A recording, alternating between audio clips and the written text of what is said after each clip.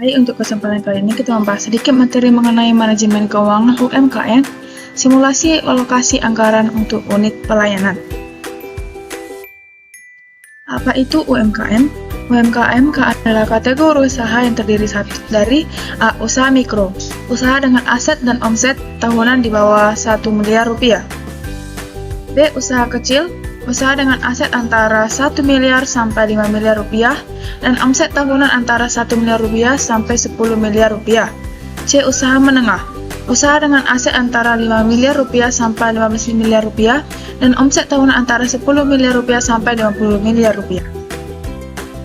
Pentingnya UMKM. Peran strategis UMKM dalam ekonomi yaitu 1. Kontributor utama dalam penyerapan tenaga kerja, 2. Penyedia barang dan jasa yang penting bagi masyarakat lokal, 3. Pendorong inovasi dan kewirausahaan, 4. Mendorong pertumbuhan ekonomi lokal dan regional.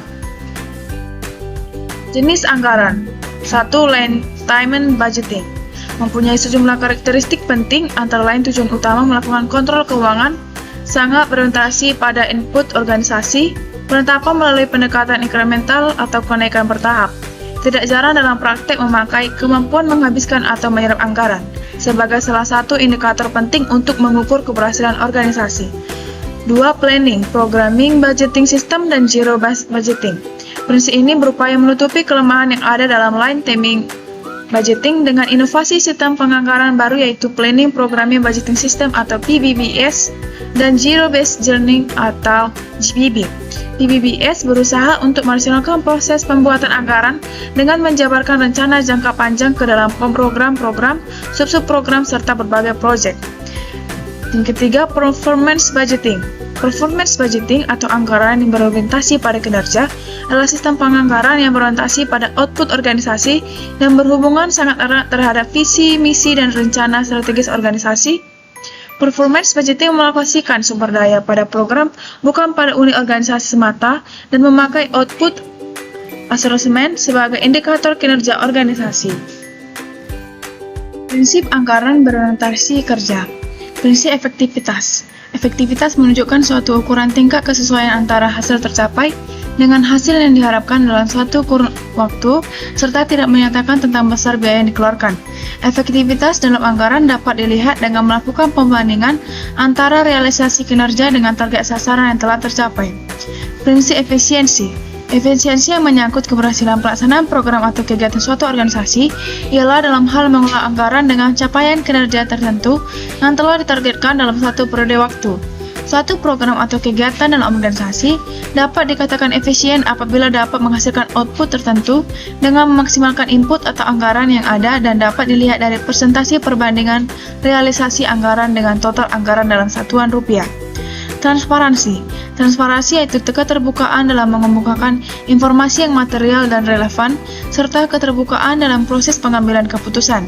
Adanya prinsip transparansi membuat setiap aspek dan dimensi kerja menjadi lebih jelas dan terang, sehingga semua informasi yang paling jujur tersedia untuk kebutuhan manajemen dan stakeholder. Ketika transparansi diabaikan, maka penyalahgunaan kekuasaan untuk keuntungan pribadi pasti dilakukan. Akuntabilitas menyatakan bahwa akuntabilitas adalah suatu bentuk pertanggungjawaban atas kinerja keuangan, penyampaian laporan keuangan secara terperinci dan patuh terhadap kebijakan hukum atau peraturan perundang-undangan. Alokasi anggaran di unit kesehatan. Salah satu prinsip umum anggaran adalah efisiensi, efektivitas, transparansi, dan akuntabilitas anggaran sebagai wujud pertanggungjawaban sistem manajemen. Anggaran berbasis kinerja atau performance budgeting adalah suatu sistem anggaran yang mengutamakan upaya pencapaian hasil kerja atau output dari perencanaan alokasi biaya atau input yang ditetapkan. Definisi tersebut mengandung konsekuensi bahwa setiap alokasi dana harus dapat diukur capaian output atau outcome, keluaran atau hasil yang hendak dicapai dari input atau masukan yang ditetapkan. Dengan penerapan anggaran berbasis kinerja ini, berarti tolak ukur keberhasilan tidak lagi hanya diukur dari tingkat capaian disbursement atau penyerapan dana, seperti apa yang terjadi dalam pemerintahan kita, yaitu dalam pelaksanaan APBN atau APBD selama ini. Rumus estimasi biaya. Estimasi biaya sama dengan nilai CCA dikurang nilai kontrak per nilai kontrak kali 100, dengan CCA sama dengan Conceptual Cost Estimation. Rumus efisiensi biaya dengan rumus rasio efisiensi sama dengan anggaran dinas dibagi realisasi anggaran dinas dikali 100%. Rumus sisa anggaran atau dana cadangan. Pertumbuhan sama dengan SILPA tahun tertentu dikurang SILPA tahun sebelumnya dibagi SILPA tahun sebelumnya dikali 100%, di mana R sama dengan pertumbuhan, PT sama dengan SILPA atau sisa lebih perhitungan anggaran tahun tertentu, PO sama dengan SILPA tahun sebelumnya. Studi kasus. Diketahui konseptual cost estimation pada Rumah Sakit Cinta Kasih sebesar 3 juta. Setiap anggota memiliki nilai kontrak 100.000. Hitunglah estimasi biaya pada rumah sakit tersebut. A 2.000, B 2.300, C 2.600, D 2.800, E 2.900. Dengan rumus estimasi biaya sama dengan nilai sisi E kurang nilai kontrak dibagi nilai kontrak kali 100. Jadi jawaban yang tepat yaitu estimasi biaya sama dengan 3 juta dikurang 100.000 dibagi 100.000 dikali 100 dengan nilai 2.900. Contoh kasus yang kedua yaitu Rumah Sakit Cinta Kasih ingin menghitung rasio efisiensi biaya. Diketahui anggaran dinas sebesar 1 juta, realisasi anggaran dinas sebesar 200.000. Hitunglah efisiensi anggaran Rumah Sakit Cinta Kasih. A 3%, B 4%, C 5%, D 6%, E 7%. Jawaban yang tepat yaitu 5% dengan rumus rasio efisiensi sama dengan anggaran dinas dibagi realisasi anggaran dinas kali 100%, yaitu 1 juta dibagi 200.000 dikali 100% sama dengan 5%. Sekian untuk materi, terima kasih. Hai semuanya, pada kesempatan kali ini kita akan membahas sedikit materi mengenai simulasi perhitungan biaya langsung dan tidak langsung. Biaya kesehatan dapat ditinjau dari sudut penyedia pelayanan kesehatan dan pemakaian jasa pelayanan kesehatan. Biaya kesehatan dan penyedia pelayanan kesehatan lebih menunjuk kepada seluruh biaya investasi atau investment cost dan biaya operasional atau operational cost untuk menyelenggarakan upaya kesehatan. Besarnya dana yang harus disediakan untuk memanfaatkan jasa pelayanan kesehatan. Pemerintah harus memastikan agar terjaminnya pemenuhan kebutuhan pelayanan kesehatan bagi masyarakat yang membutuhkannya. Terdapat 3 syarat pokok biaya kesehatan. Syarat yang pertama yaitu jumlah. 1. Tersedia dalam jumlah cukup. 2. Dapat membiayai penyelenggaraan upaya kesehatan yang dibutuhkan. 3. Tidak menyulitkan masyarakat yang ingin memanfaatkannya. Syarat pokok yang kedua yaitu penyebaran. Penyebaran dana harus merata dan sesuai dengan kebutuhan. Jika dana tidak dialokasikan dengan baik, akan menyulitkan penyelenggaraan upaya kesehatan. Syarat ketiga yaitu pemanfaatan. Pemanfaatan dana harus diatur semaksimal mungkin agar terciptanya pelayanan kesehatan yang efektif dan efisien.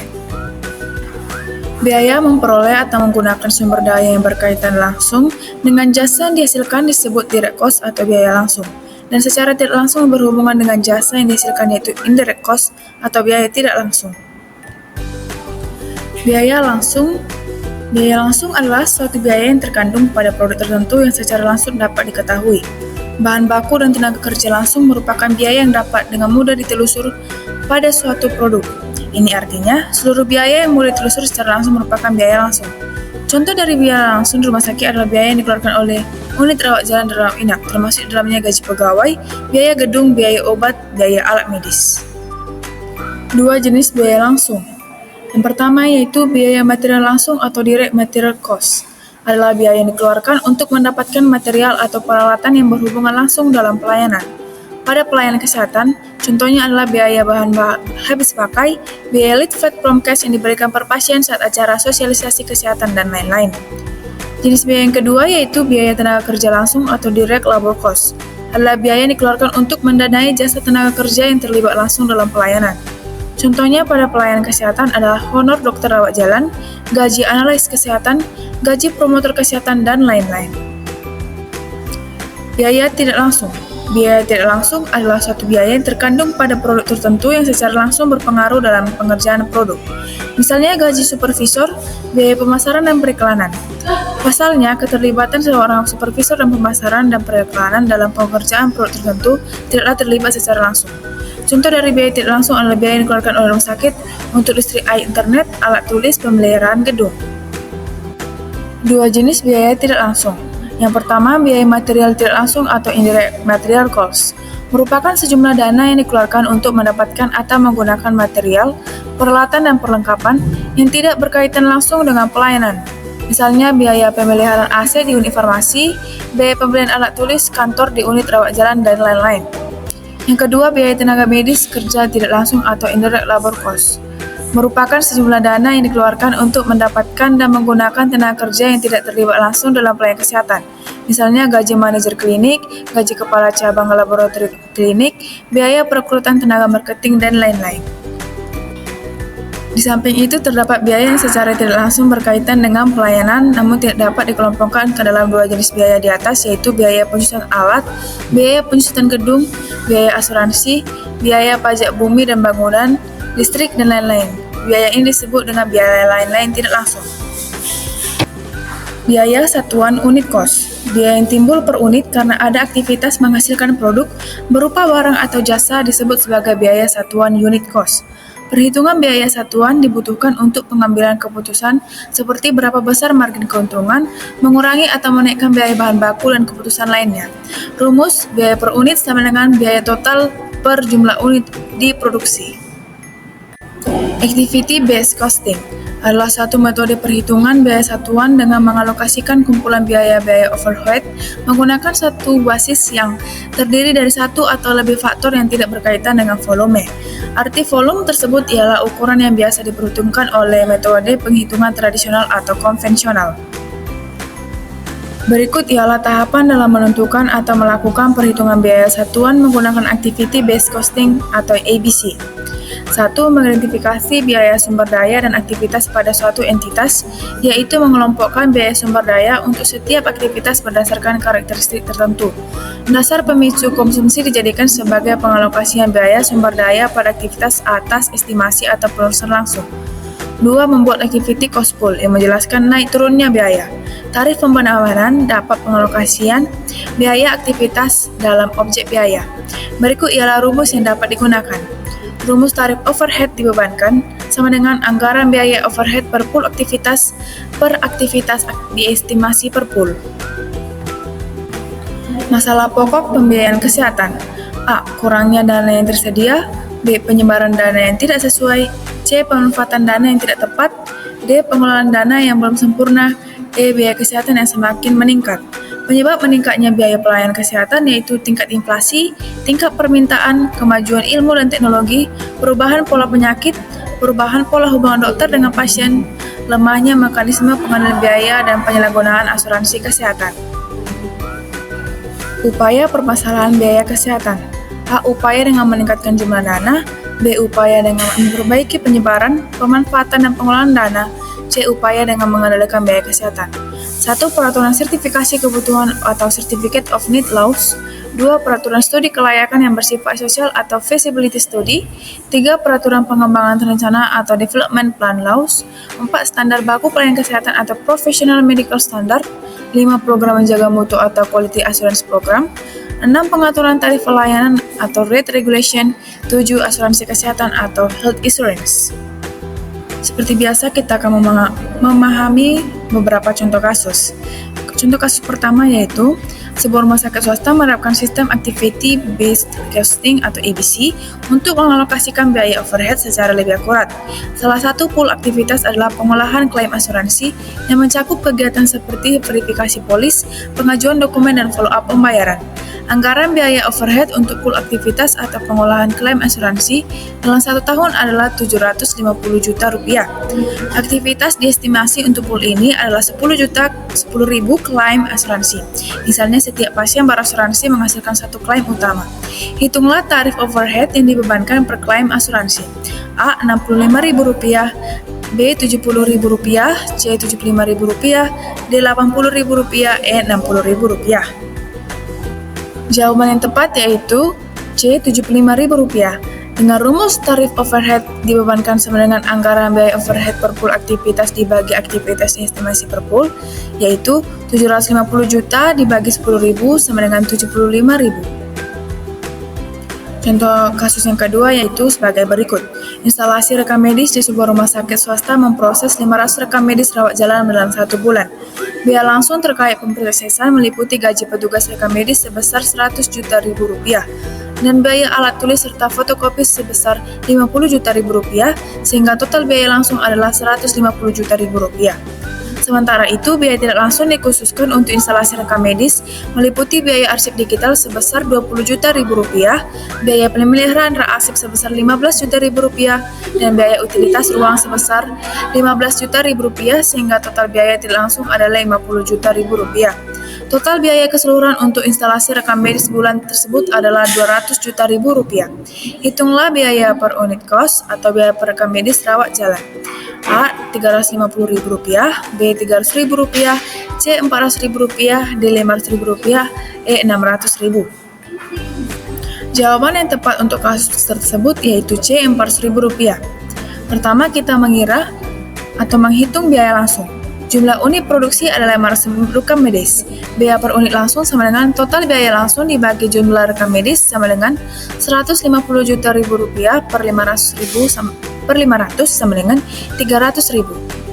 Biaya tidak langsung dengan rumus biaya per unit tidak langsung sama dengan total biaya tidak langsung bagi jumlah rekam medis sama dengan 50 juta dibagi 500 sama dengan 100.000. Total biaya yaitu langsung ditambah tidak langsung.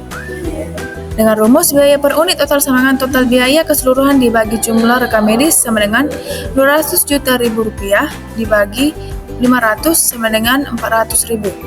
Jadi total biaya per pasien operasi adalah Rp400.000. Sekian yang dapat saya paparkan mengenai materi berikut. Terima kasih.